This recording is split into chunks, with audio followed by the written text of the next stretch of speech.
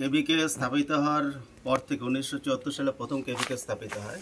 তারপর থেকে এখন পর্যন্ত 731টি কেবিকে হয়েছে বিভিন্ন অর্গানাইজেশনের আন্ডারে। স্টেট গভর্নমেন্ট, এসইউ, এনজিও এবং আইসিআর সবার আন্ডারেই আছে। কিন্তু এই এতগুলো কেবিকের মধ্যে মাত্র 9% হচ্ছে আইসিআর কেবিকে, বাকি হচ্ছে সমস্ত আদার অর্গানাইজেশনের ক্ষেত্রে।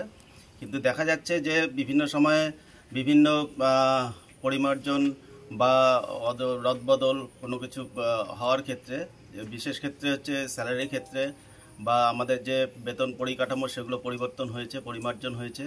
কিন্তু দেখা যাচ্ছে যে সবার ক্ষেত্রে সমহারে সমান বেতন পরিকাঠামো তৈরি হয়নি এবং সমানভাবে কোনো যে ফেসিলিটিসগুলো আমরা পাই, প্রমোশন থেকে শুরু করে রিটায়ারমেন্ট বেনিফিট থেকে শুরু করে, সেগুলো কিন্তু সবার ক্ষেত্রে সমান নয়। যেই ক্ষেত্রে হচ্ছে আইসিআর এর ক্ষেত্রে এগুলো প্রযোজ্য আছে এবং আইসিআর ব্যতীত অন্যান্য অর্গানাইজেশনের আন্ডারে যেসব কেবিকে আছে তাদের ক্ষেত্রে কিন্তু এই বেতন পরিকাঠামোটা সম্পূর্ণ আলাদা। আইসিআর সমস্ত কিছু পায় কিন্তু অন্যান্য অর্গানাইজেশনের ক্ষেত্রে সেগুলো পায় না।